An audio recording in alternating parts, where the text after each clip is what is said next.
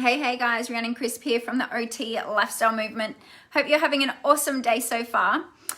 I put a question in another Facebook group the other day relating to occupation-based practice, and there were quite a few comments below saying that, I've never heard of occupation-based practice. I don't know what it is. It doesn't really make sense to me.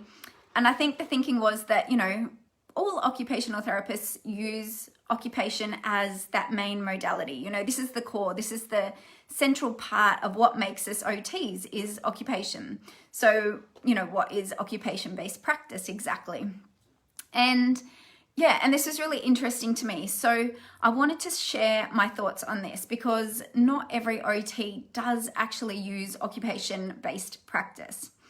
So I think because of the evolution of our profession, and we've gone through those stages where we were really entrenched in the medical model paradigm, and we were really isolating parts of our body and just focusing and zooming in on that sore elbow and not really concerned about how it was affecting the rest of the body or the mind and the spirit.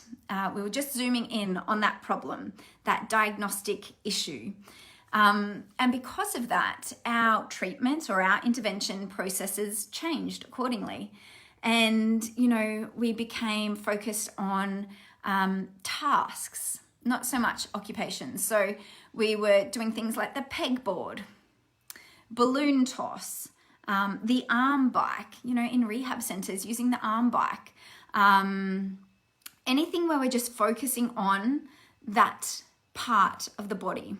Rather than the whole person, and looking at their everyday occupations and the occupations that are meaningful to them.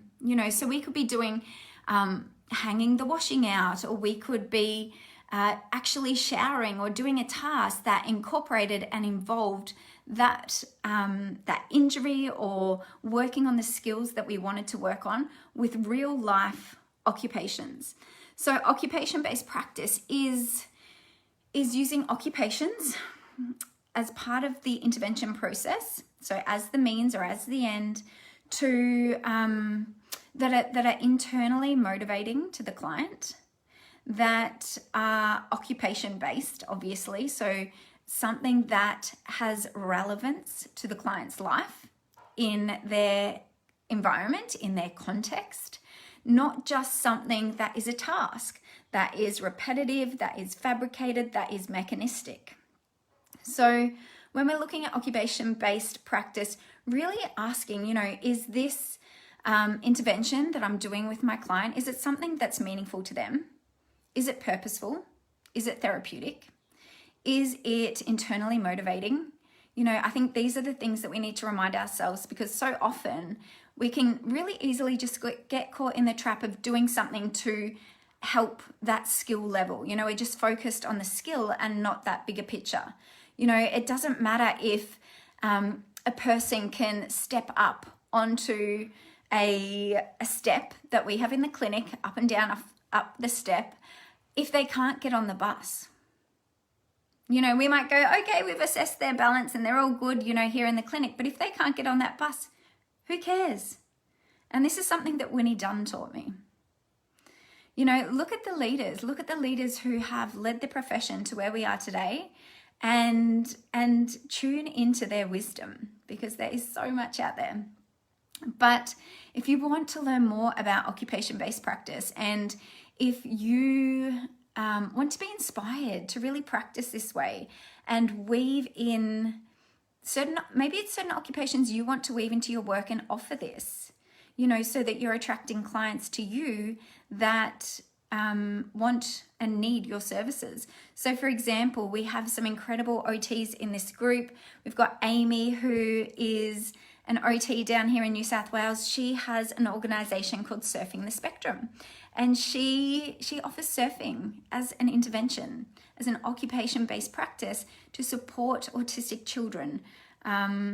We have Alana, who is an OT down south here in Australia, and she's incorporating yoga into her work. We have Carleen, who's incorporating rugby, and we have the beautiful Aubrey up on the Sunshine Coast, who's incorporating art into her work. And these are all occupation-based practices. And clients who are attracted to these sorts of specific occupations can engage in them in a therapeutic way.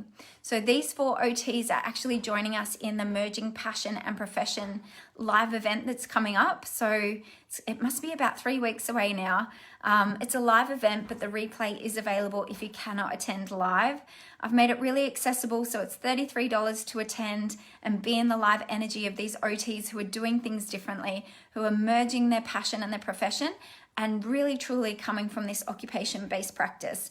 So if you'd like to learn more about this, if you want to really understand how you can do what you love, how you can weave more of this purposeful occupation based interventions into your work, then I would absolutely love you to join us and be part of this. You know, I think it's so important to be part of a community who is on the same wavelength and who can support you, so you don't feel so alone. Like, I know on my journey, I have certainly had times where it's been pretty lonely and I've had to figure things out for myself. And, you know, sometimes I've probably stayed stuck for longer than I had to.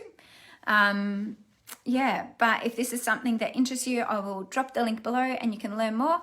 And have a great day. Enjoy your day. And just remember to come back to occupation-based practice, because this is really important for our profession. This is what we're all about. It's all about the occupation. All right. Carpe diem, guys. Seize the day. Bye.